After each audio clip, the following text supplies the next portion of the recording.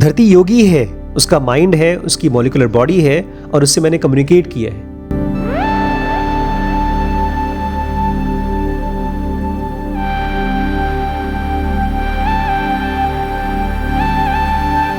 नमस्कार दोस्तों, स्वागत है आपका ज़ेन योगा चैलेंज 30 डेज़, नहीं 40 डेज़ हो चुका भाई, भूल जाता हूँ अक्सर। और पिछले कुछ दिनों से चैलेंज का जो स्पेलिंग है आप लोग गलत लिखते जा रहे हैं। जो एडिटिंग कर रहा है CHALLANGE लिखा गया है, ENGE होता है। तो जिसने भी एडिट किया हो उसको बता देना। आज मैं बात करने वाला हूँ जिस मेन टॉपिक पे, वो है beginning of real spiritual journey. Beginning of real spiritual journey. हम लोग स्पिरिचुअल रास्ते पे आते हैं कुछ लोगों को देख करके, जैसे रमण महर्षि हैं, कृष्णमूर्ति हैं। अगर 7 अरब पॉपुलेशन है तो उसमें से मुश्किल से 7 करोड़ लोग होंगे जो स्पिरिचुअल रास्ते पे चलते हैं, और उन 7 करोड़ में से भी बहुत कम लोग हैं जो प्रोग्रेस कर पाते हैं, क्योंकि ज़्यादातर लोग को लगता है कि हम स्पिरिचुअल जर्नी पे हैं, लेकिन वो होते नहीं हैं। तो कैसे शुरू होता है वो, इसमें मैं आपसे चाहूँगा कि आप लोग ये 7 टॉपिक्स को समझें। सबसे पहला टॉपिक है passionate interrogation. Passionate interrogation. Second है not that I didn't find them. Not that I didn't find them, ऐसा नहीं है कि मैं उनको पाया नहीं। तीसरा टॉपिक है guided through advanced sons. Guided through advanced sons, जो एडवांस्ड सन्स हैं उनके थ्रू मुझे गाइड किया गया। चौथा है for wisdom praise him. For wisdom praise him. पांचवा है yoga without glamour. Yoga without glamour. Sixth है something for nothing. Something for nothing. और सेवेंथ और लास्ट है deep unshakeable love for divine. Deep unshakeable love for divine. मेरी real spiritual journey तब शुरू हुई जिस रात को ज़ेन योगा मेरे हाथ में आई। मैंने उसको थोड़ा सा पढ़ा और मुझे सपने में सहज जी दिखाई दिए, जिनका रूप एक शंकर की आकृति की तरह था। मैं बार बार शंकर की आकृति बोल रहा हूँ बिकॉज वो एग्जैक्टली शंकर की तरह नहीं था जैसा हम लोग देखते हैं मूर्तियों में। अगले दिन जब मैं उठा तो उस किताब के साथ मेरा अजीबो गरीब एक रिलेशनशिप डेवलप हुआ जो उसके पहले कभी किसी किताब के साथ नहीं हुआ था। इनफैक्ट आज जब मैं शीश को पढ़ा रहा था तो मुझे वही रिलेशनशिप जो ज़ेन योगा के साथ है वो इसकी हिस्ट्री की किताब के साथ हो रहा था। हर एक वर्ड, हर एक लाइन पढ़ने का और समझने का मन कर रहा था। और अब ये रिलेशनशिप ऑलमोस्ट हर एक जीव जंतु के साथ होने लगा है। जैसे आप लोगों की हर एक बात, यहां तक कि आप लोग की बात में अगर कॉमा है या कहीं सेमी कोलन है तो वो भी मुझे सुनना और समझना है। I don't want to miss anything. और तब से लेकर के अभी तक वो असर बढ़ता ही जा रहा है, कम नहीं हो रहा है। और स्पिरिचुअल जर्नी जो शुरू हुई थी कछुए की स्पीड से, वो अब किस स्पीड से चल रही है उसको मेजर करना मेरे बस की बात नहीं है। अब हम लोगों को बचपन में, मुझे याद है बचपन में ऑलमोस्ट मेरी उम्र थी, मैं KB 22 में था। इसका मतलब मेरी उम्र थी 9 या 10 साल का था। और मुझे याद है बीच में जहाँ पर हम लोग बैठ के खाना खाते थे, किचन के जस्ट बाहर एक तख्त लगा रहता था। हम लोग जाके भाग के खेल के आते थे और उस तख्त पे लेट जाते थे, आराम करते थे इफ्को में। लेकिन उस दिन मुझे याद है पता नहीं कहाँ से मैंने सुन लिया, पढ़ लिया, मेडिटेशन ही वर्ड सुना था, ध्यान सुना था कि ऋषि मुनि ध्यान करते हैं। कहीं रेडियो पे कोई चल रहा होगा, कोई स्टोरी चल रही होगी, और मैंने आंख बंद करके जो ऋषि मुनि की तरह ध्यान करने की कोशिश करी पूरे 10 सेकंड तक। But I still remember that day कि वो अजीबोगरीब चीज मुझे करने का मन हुआ। और हम लोग इंडियन परिवार में हैं, हिंदू के कल्चर में, जहाँ पर घर का सबसे इम्पॉर्टेंट जो जगह होता है उसको मंदिर बोलते हैं, और हर एक घर में एक मूर्ति होती है। हम सब के अंदर में बचपन से ये क्वेश्चंस हैं। कौन से क्वेश्चंस? जो कल पढ़े थे कि क्या दुनिया में ईश्वर है, क्या सब कुछ अपने आप होता है कि किस्मत की बात है। हाँ, इस तरह के ढेर सारे क्वेश्चंस हम लोगों को बचपन से ऑप्रेस करते हैं। लेकिन बदकिस्मती की बात यह है कि स्कूल्स और हमारी गरीबी हमको डिस्ट्रैक्ट कर देती है। जब श्रीश को मैं पढ़ा रहा था ना, तो मैं चाहता था श्रीश इस किताब को, जो अपनी स्कूल की किताब, इसको पढ़े ना, उसको इंट्रोगेट करे। इंट्रोगेशन समझते हैं क्या होता है? जैसे कोई जासूस, डिटेक्टिव जांच पड़ताल कर रहा है कि क्यों लिखी गई है, क्या है। मैं चाहता हूं कि मैं इसलिए देख रहा हूं मेरी लाइफ में ना एक इंट्रोगेशन चालू हुई। जो घर में डेथ हुई थी उससे डिप्रेशन नहीं आया, इंट्रोगेशन आया कि आखिर क्यों हो रहा है ये सब चीज। पूछताछ तो आप लोगों से करेंगे, बट हाँ, यू स्टार्ट इन्वेस्टिगेटिंग। लेकिन ये इन्वेस्टिगेशन रूखा सूखा नहीं है, पैशनेट इंट्रोगेशन है। बिकॉज इस इंट्रोगेशन में पैशन भी है। पैशन क्या होता है? इसमें मजा आता है। इसको इनफैक्ट जिनोंगा में मजा नहीं बोलते, जिनोंगा में बोलते हैं थ्रिल। एवरी टाइम जब आप मन से कोई चीज खोजते हैं और आपको उसका आंसर मिलता है, लेकिन 10 टाइम्स, और वो भी वर्ड्स में नहीं, एक्सपीरियंस के फॉर्म में, then you know that you are on the spiritual path. और उस इंट्रोगेशन से मेरे अंदर में एक भूख डेवलप हुई, एक ऐसी भूख जो किसी और चीज से नहीं भरेगी। हमारे घर के पड़ोस में एक मेरा एक सीनियर था, मतलब दोस्त था, दोस्त क्या, जान पहचान का पड़ोसी था। वो मेरा सीनियर था, तो वो बहुत बड़ा बिजनेसमैन बन चुका है। उसके पास अपनी बड़ी सी कार है। वो शुरू से इस सब स्पिरिचुअलिटी में इंटरेस्टेड नहीं था। ज़्यादातर लोगों की जो हंगर होती है ना, होती तो एनलाइटमेंट के लिए ही है। हम सब सफ़र कर रहे हैं, उसी सफरिंग को एंड करने के लिए हम सब दौड़ते भागते हैं। लेकिन आम आदमी की हंगर फॉर एनलाइटमेंट ढक जाती है पैसे से या नशे से, किसी भी चीज़ से। इनफैक्ट जिसके अंदर में कोई चीज़ नहीं भर पाती, वो इसको पता है किससे भरता है। ये आपको नया लगेगा समझ में, ये नई चीज़ समझ में आएगी अगर आप इसको ध्यान से समझेंगे तो। अभी ऊपर से जब हम बुला रहे थे सब कि कहाँ है गौरी, कहाँ है गौरी, कहाँ है, तो वैभव ने बताया अरे लड़ रही किसी के साथ। तो जब हम अपनी लाइफ को कार से, पैसे से, एनलाइटमेंट से नहीं भर पाते, तो किससे भरते हैं? प्रॉब्लम से। हमारे पास 2 ऑप्शन होते हैं। जब कोई सिचुएशन प्रॉब्लम दे रही है तो हम, और एक सिचुएशन है जो प्रॉब्लम नहीं दे रही है, पीसफुल सिचुएशन है, तो हम प्रॉब्लम वाली चूज क्यों करते हैं? एक ऑप्शन ये है कि हम शांति से किसी सिचुएशन में जीकर उसको उसके थ्रू पास कर सकते हैं। क्या हमें उसमें थ्रिल दिखता है? उसमें मजा आ रहा है, उसमें हमको आई एम कॉन्शियसनेस मिल रहा है। क्योंकि जब मैं परेशान हूं तो इसका मतलब मैं हूं ना। शाहरुख खान भाई कहते हैं यू लव मी और you hate me but talk about me. क्योंकि वो मीडिया इंडस्ट्री में है, अगर आप उनके बारे में बात नहीं कर रहे हैं तो वो इररिलेवेंट हो गए।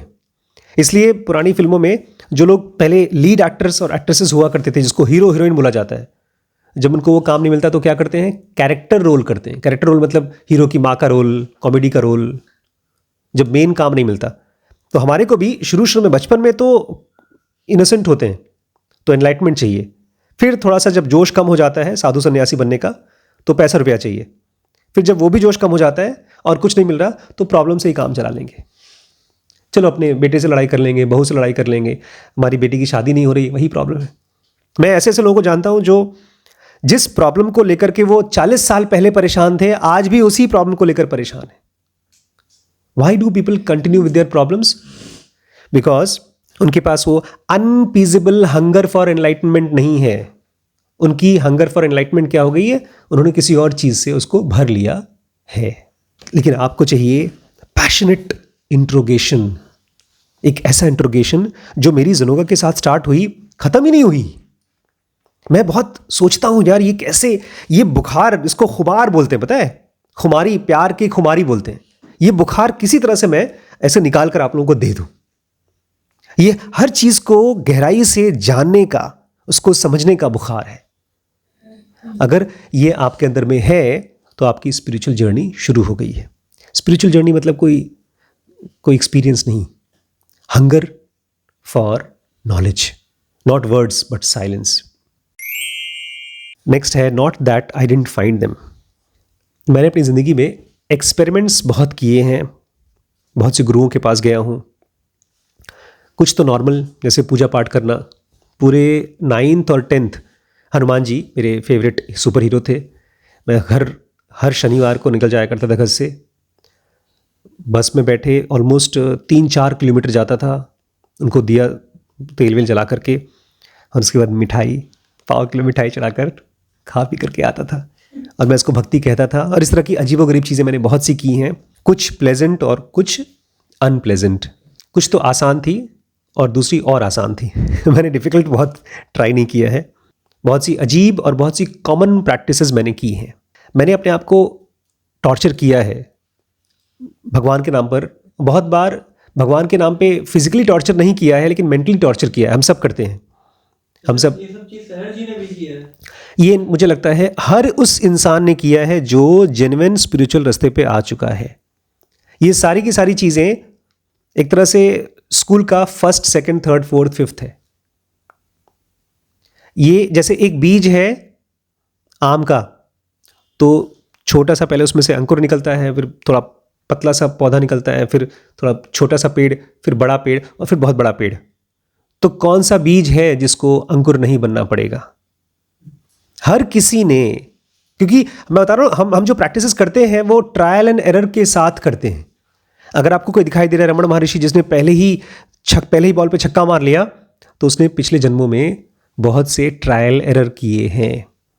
लेकिन यहाँ पर एक पॉइंट मैं याद दिलाना चाहता हूँ, जो हमारी स्ट्रेंज डिफिकल्ट प्रैक्टिसेस होती हैं वो ज़्यादातर हमारे मन के अंदर होती हैं। जब आप किसी चीज़ को करते करते गिल्ट से भर जाते हैं, जैसे आज एक बच्चे का फ़ोन आया, वो बोलता है सर मैं सेक्सुअल गिल्ट से भरा हूँ, मैं मास्टरबेट करता हूँ और फिर रोता रहता हूँ, मेरी कमज़ोरी का कारण है मास्टरबेशन। तो मैं उसको बोल रहा था, बेटा तू नहीं करता, तेरी बॉडी करती है। तू कभी पसीने के लिए परेशान होता है कि मेरे को पसीना आ रहा है? वो कभी आता है, कभी नहीं आता। तो why have you made this into a problem? Krishnamurti बहुत अच्छी एक किताब है प्रॉपर इस नाम से। कृष्णमूर्ति बोलते थे don't make a problem out of anything. और जब से मैंने वो सुना था तब से मेरी लाइफ में कोई प्रॉब्लम ही नहीं है। मैंने कहा ना कि अगर आपके अंदर में हंगर है एनलाइटमेंट का और आप किसी और चीज के लिए परेशान हैं, तो पता है क्या हो रहा है? कल हमने बात की थी, यूनिवर्स क्या करता है? रास्ता खोल देता है आपके लिए। अच्छा। लेकिन यूनिवर्स क्या बोलेगा? अरे इसके तो झुंझुना से काम हो गया। बचपन में बच्चों को दे देते तो झुंझुना, बड़े होने पर उनको दे दो गर्लफ्रेंड या बॉयफ्रेंड, बात खत्म, परेशान। पुराने ज़माने में पता है क्या होता था? नानक है या कोई भी आदमी जो स्पिरिचुअल है, तो मतलब उसको सन की माना जाता था। और अगर वो पागल हो गया है, बोलते तो शादी करा दो, सुधर जाएगा। और 100 में से 99 सुधर जाते थे। सबके साथ भाई शादी करनी है। लड़का अगर पागलबंदी की बात कर रहा है, टाइम पास कर रहा है, तो उसकी शादी करा दो, सेटल हो जाएगा।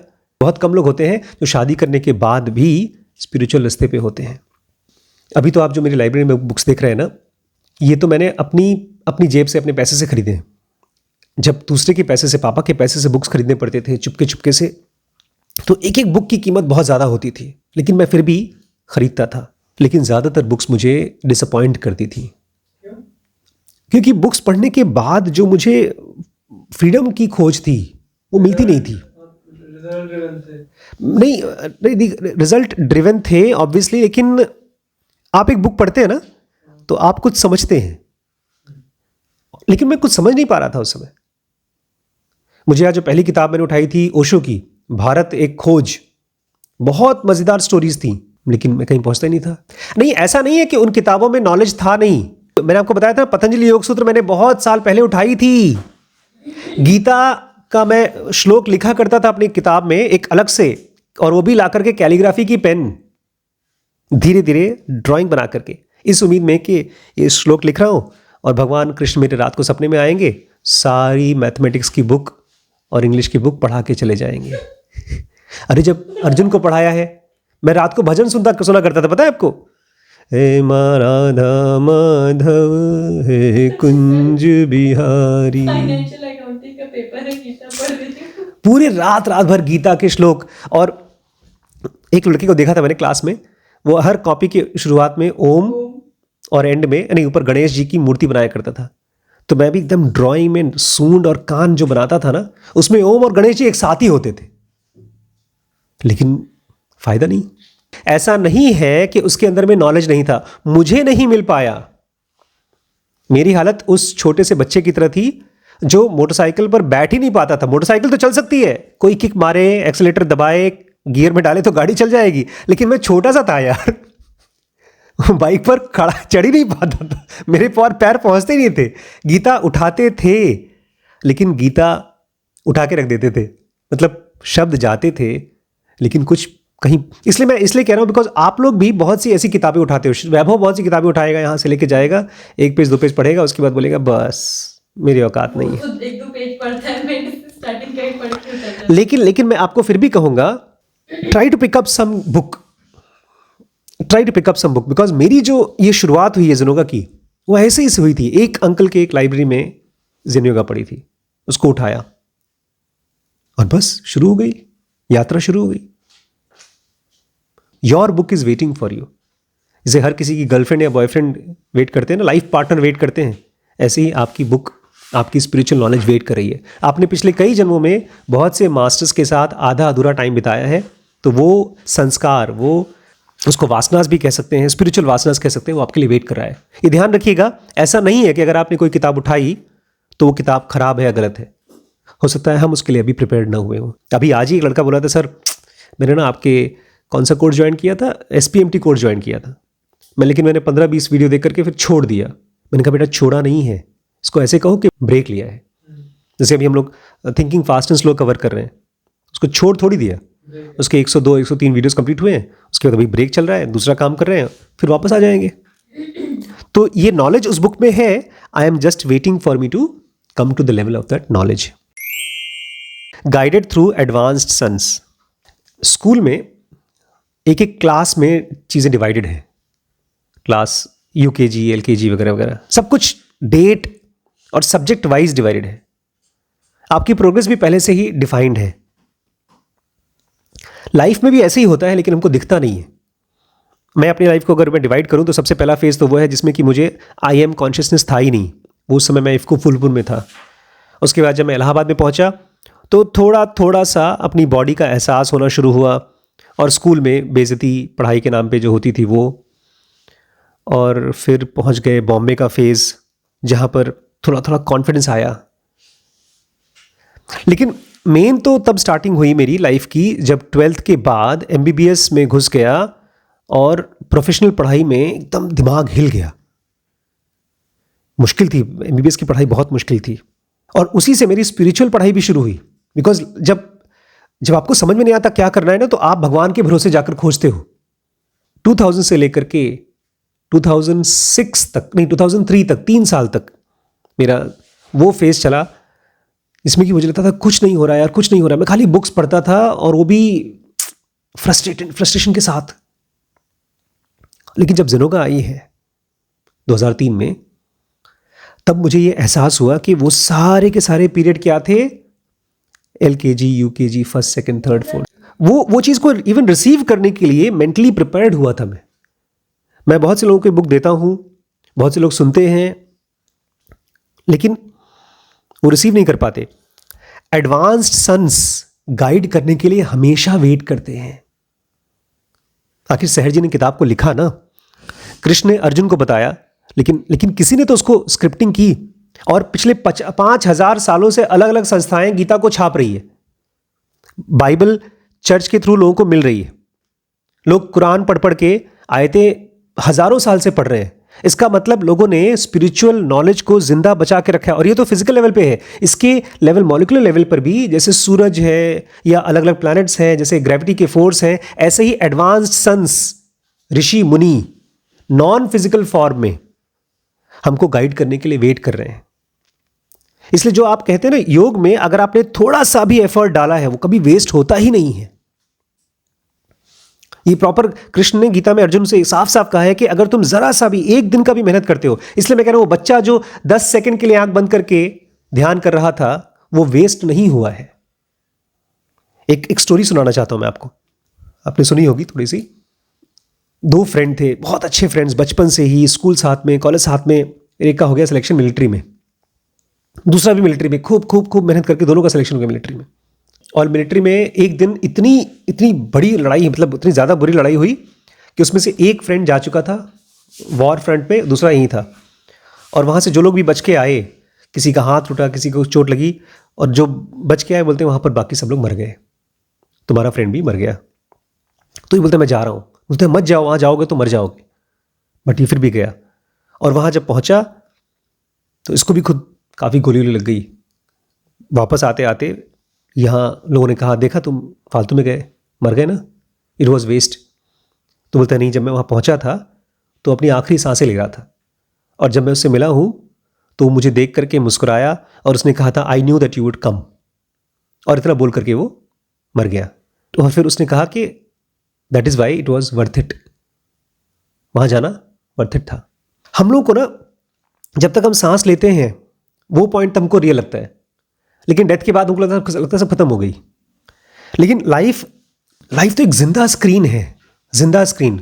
वहां पर हर चीज नोट होती है, हर एक थॉट नोट होता है। लेकिन डरिएगा मत, अरे मैंने तो बहुत बुरा सोचा आज।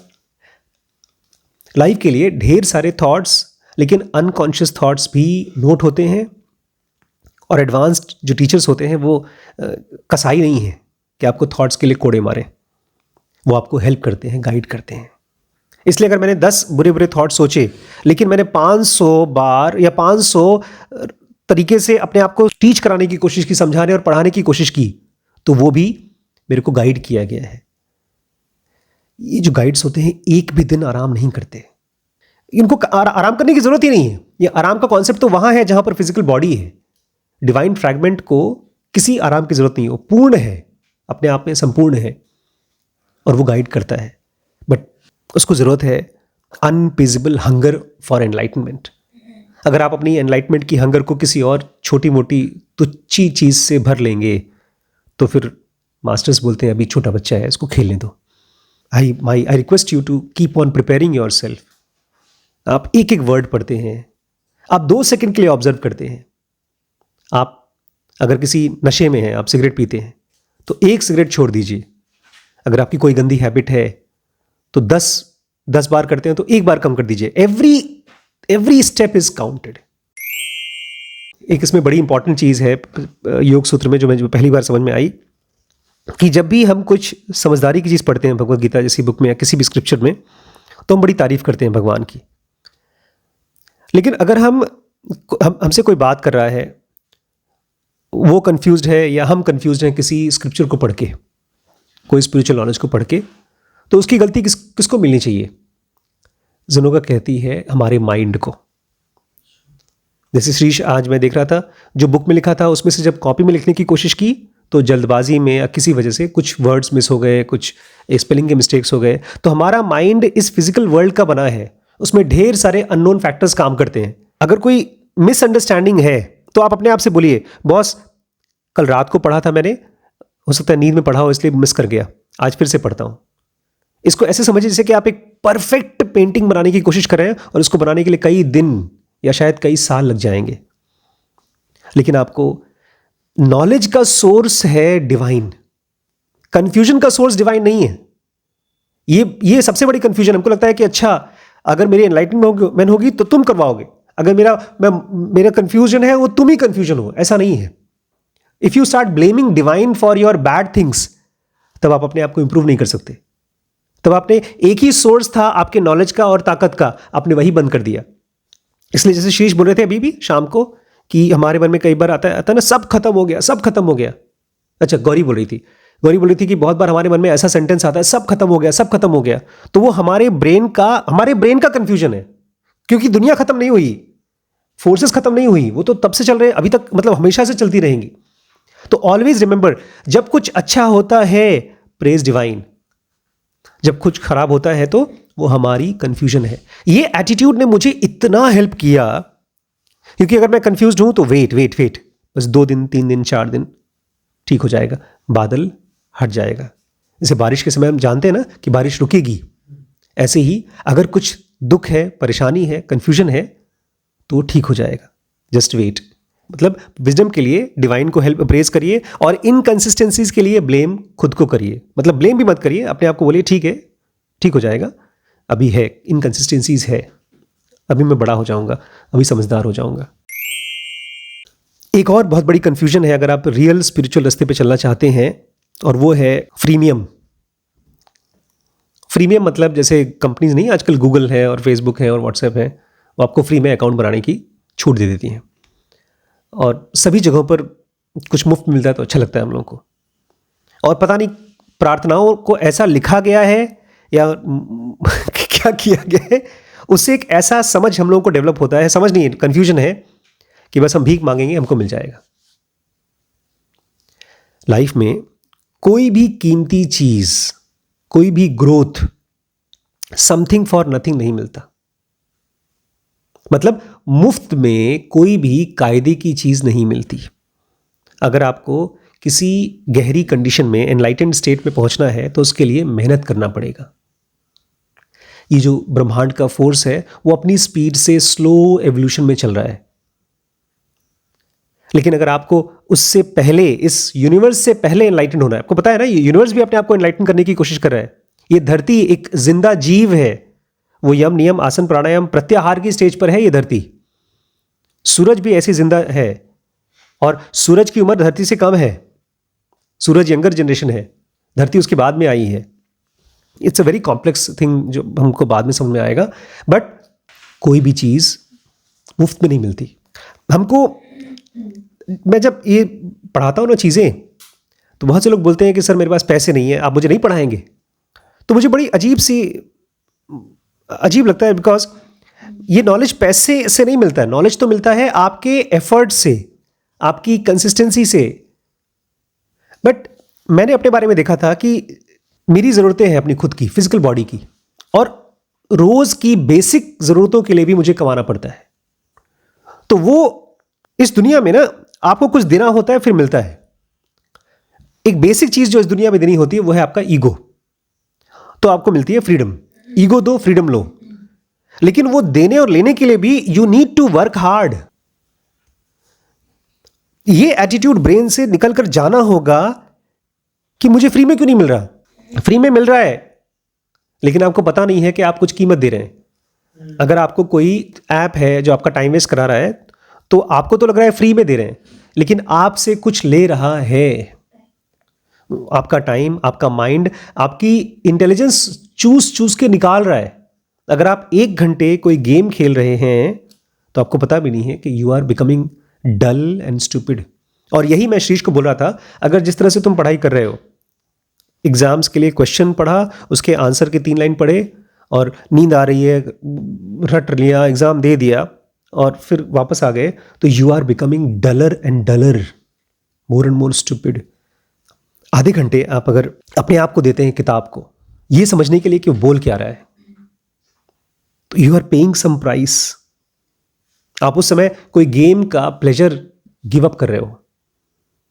लेकिन एक पॉइंट के बाद आपको यह भी रियलाइज होगा कि ये त्याग की तरह लगता नहीं है। मैं यहां पर बैठ करके अगर आप लोगों के लिए वीडियो बना रहा हूं या मैं आप लोगों को पढ़ा रहा हूं ना, तो मैं बहुत सी चीज़ नहीं कर रहा हूं। मैंने मूवी देखना गिव अप कर दिया है, मैं शराब नहीं पी रहा हूं, मैं पार्टीज में नहीं जा रहा हूं, बट मेरे लिए अब वो सब चीज़ें टॉर्चरस हो गई हैं। बट रिमेंबर, कोई भी चीज़ के लिए आपको एफर्ट डालना पड़ेगा। इसको ना हमने पढ़ा था 10,000 आवर रूल, कि अगर आपको एक्सपर्ट क्रिकेटर बनना है, एक्सपर्ट साइंटिस्ट बनना है, एक्सपर्ट मैथमेटिशियन बनना है, तो you have to give your time and mind to it. There is nothing जिसको आप कह सकते हैं ये तो फ्री में मिलना चाहिए। कोई भी चीज दुनिया में फ्री में नहीं मिलती। देखिए, हर चीज का कीमत है। हमको ये पता नहीं, जिस दिन आपको मालूम पड़ेगा ना कीमत है, उस दिन आप बोलेंगे ठीक है, वो क्या कीमत है, मैं देने को तैयार हूं, बताओ।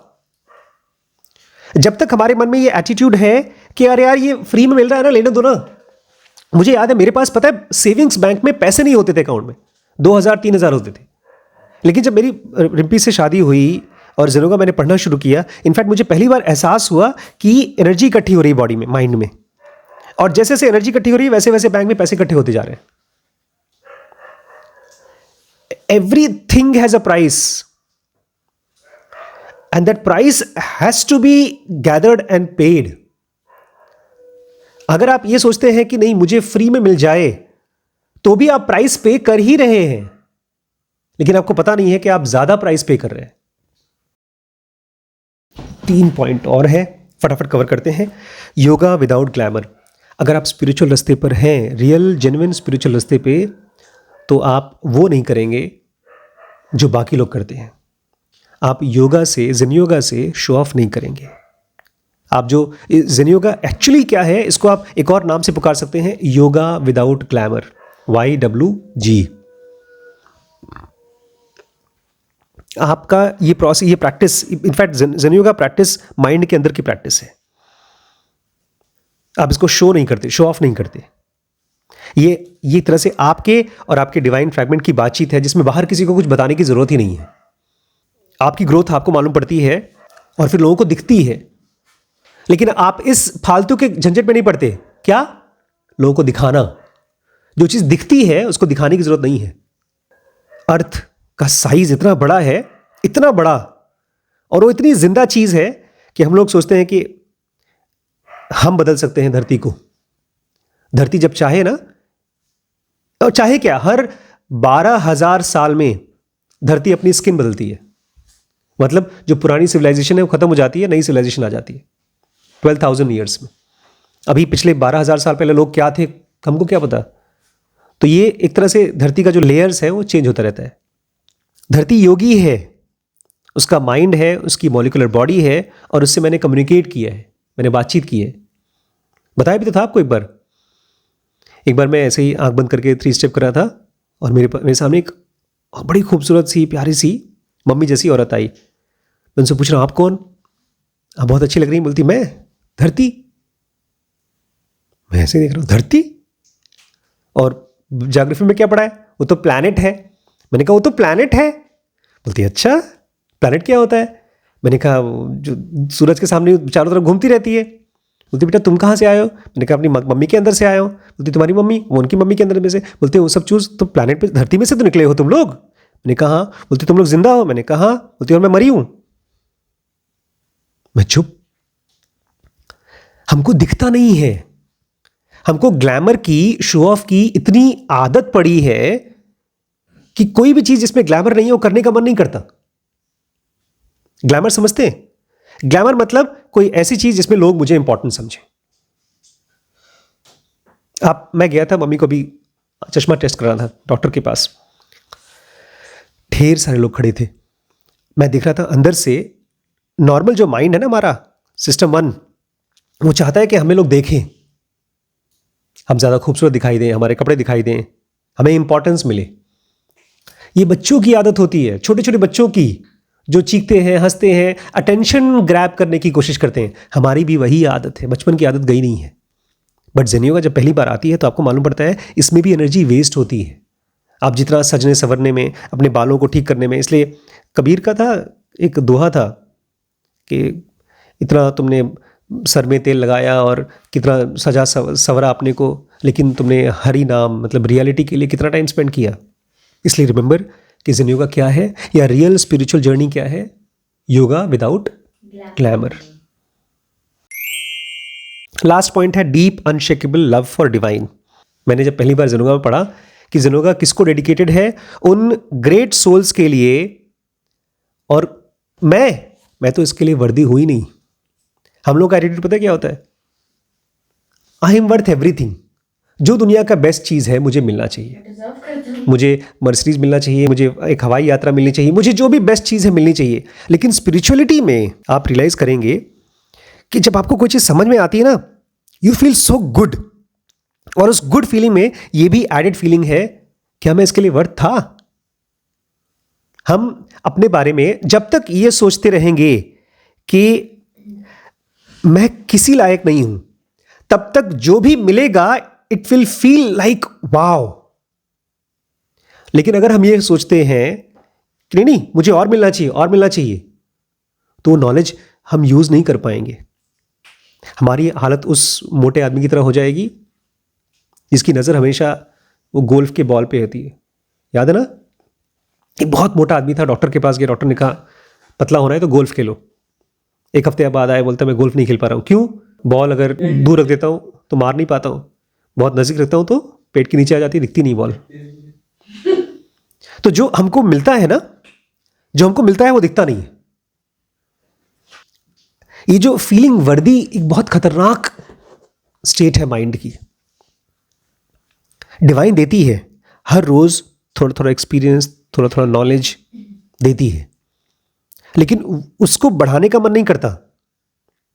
जैसे हम लोग बात कर रहे थे अभी कुछ दिन पहले कि खुदाई करनी होगी, अपने ही अंदर में खुदाई करनी होगी और एक ही गड्ढे को गहरा करना होगा।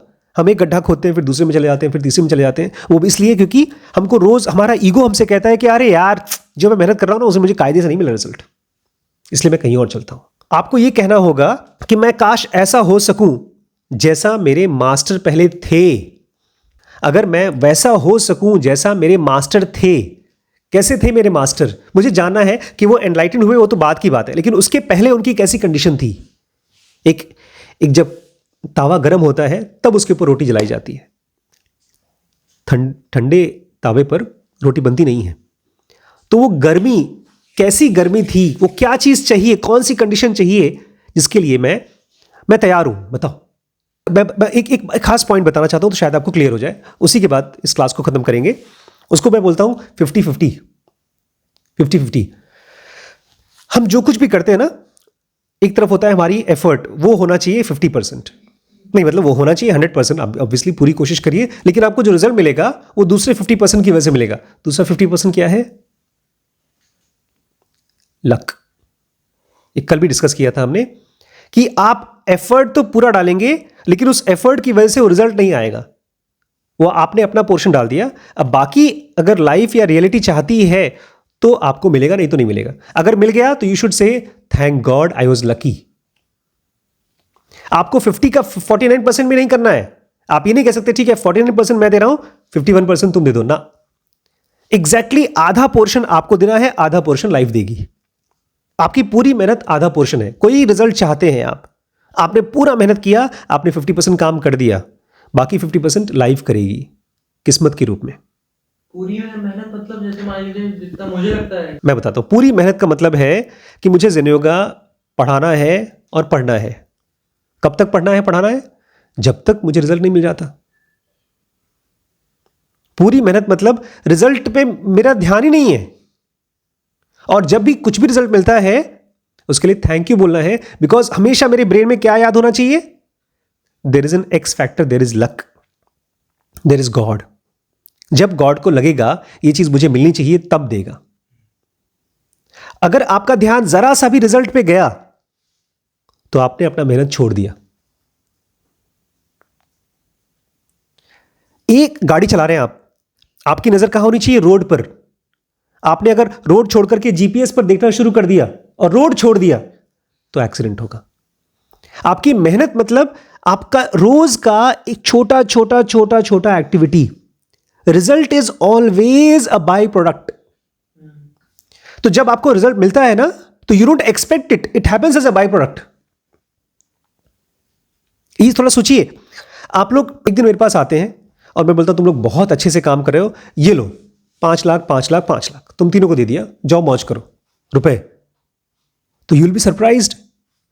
लेकिन वहीं पर आप पहले से एक्सपेक्ट करो कि मैंने बहुत मेहनत की है और पापा को मुझे कम से कम 5 लाख रुपए देना चाहिए और मैं आपको 5 लाख देता हूं। आप खुश नहीं होंगे। आप बोलेंगे जो मेहनत किया उसका फल मिला है मुझे। लेकिन लाइफ ऐसे नहीं चलती है।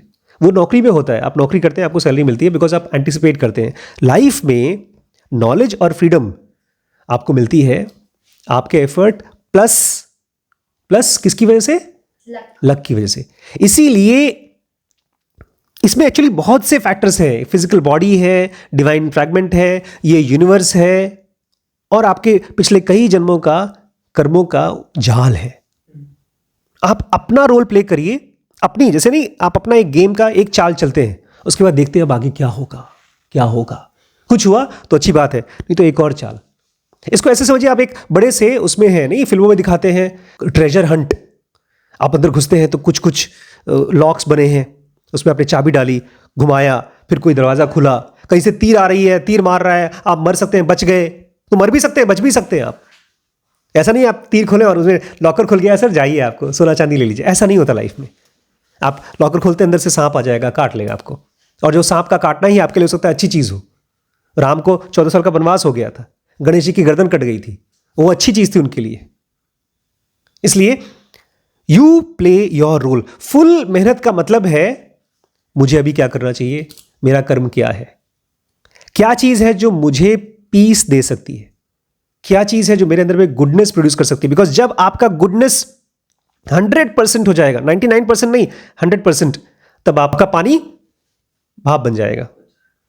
लेकिन आपको पानी को चिंता नहीं करनी कब भाप बनेगा यार, 99%, 98%, 30%, 40%, जल्दी करो मुझे भाप बनना है। नहीं, पानी का काम है खाली गर्म हो, गर्म हो, गर्म हो, गर्म हो, गर्म हो, गर्म हो। कब तक?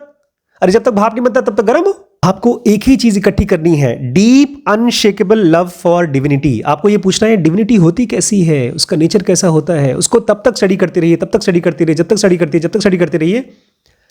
बसंती की तरह, क्या बोलते हैं गब्बर सिंह, जब तक बसंती नाचेगी वीरू जिंदा रहेगा। तो जब तक आपके सांस में सांस है तब तक है जाने जहां मैं नाचूंगी। इसलिए दोस्तों मैं तो ये वीडियोस बनाता रहूँगा और ये कोर्सेज चलते रहेंगे, आपका इंतज़ार है। अभी हम लोग के पास एक बिल्डिंग है जिसमें हम लोग रहते भी हैं, नीचे क्लासेस भी चलती हैं, यहीं पर हमारा रिम्पी स्कैन भी चलता है। अब हम लोग एक छोटा सा अलग सेंटर बना रहे हैं जहाँ पर रिम्पी स्कैन चलेगा अलग से और स्टूडियो बनेगा ऊपर। लेकिन रह करके इस पूरे प्रैक्टिस को सीखना सिखाना वो तो ज़ेनोविले में हो पाएगा, और वो बिना आपके सपोर्ट के होगा नहीं। बहुत बड़ा प्रोजेक्ट है। तो अगर आप इंटरेस्टेड हैं तो इस नंबर पे हमको सपोर्ट करिए, और कोर्सेज के लिए इसी नंबर पे आप व्हाट्सएप कर सकते हैं। Thank you very much.